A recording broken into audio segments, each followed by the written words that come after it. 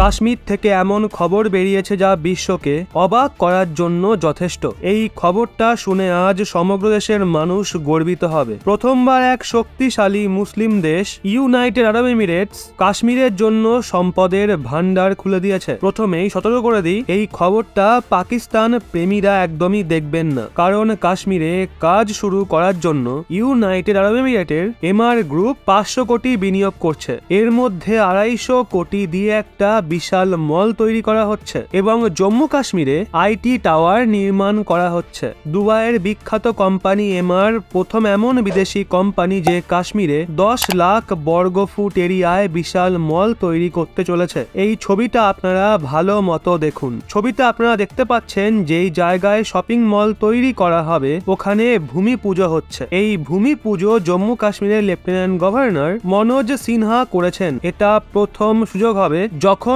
কোনো মুসলিম দেশ কাশ্মীরে ডেভেলপমেন্টের কাজ শুরু করছে। এছাড়া এটা জম্মু কাশ্মীরে প্রথম গুরুত্বপূর্ণ বিদেশি বিনিয়োগ। সংযুক্ত আরব আমিরাতের এই বিনিয়োগে না শুধু কাশ্মীরের উন্নয়ন হবে, বরং ভারত এবং সংযুক্ত আরব আমিরাতের মাঝে সম্পর্কও ভালো হবে। সব থেকে মজার ব্যাপার হলো, যেখানে একদিকে সংযুক্ত আরব আমিরাত কাশ্মীরের জন্য ভান্ডার খুলে দিচ্ছে, অন্যদিকেই সংযুক্ত আরব আমিরাত পাকিস্তানকে ঋণ দিতে অস্বীকার করেছে। পাকিস্তানের প্রধানমন্ত্রী শাহবাজ শরীফ তো স্বয়ং সংযুক্ত আরব আমিরাতে গিয়ে ঋণের জন্য আবেদন করেছে, কিন্তু তাতে তাদের কোনো লাভই হয় না। আপনাদের বলে রাখি, জম্মু কাশ্মীরের সরকারের সাথে হওয়া সমঝোতার দরুন সংযুক্ত আরব আমিরাত প্রায় $1 বিলিয়ন বিনিয়োগ করতে চলেছে কাশ্মীরে। এর মধ্যে উদ্যোগী পার্ক, একটা মেডিকেল কলেজ, একটা হোস্টেল, একটা লজিস্টিক সেন্টার এবং শপিং মল শামিল রয়েছে। আপনাদের বলে রাখি, যবে থেকে কাশ্মীর থেকে আর্টিকেল 370 সরানো হয়েছে তবে থেকেই ভারত সরকার একটা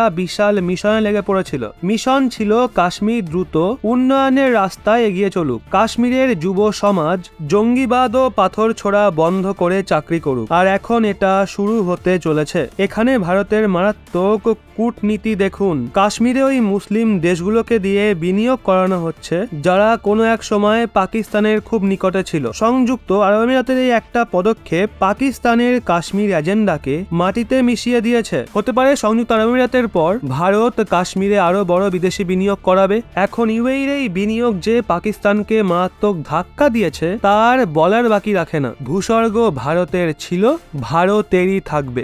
জঙ্গিবাদ চিরতরে নিশ্চিহ্ন হবে। তো বন্ধুরা, এই বিষয়ে আপনাদের কি মতামত নিচে কমেন্টে অবশ্যই জানান।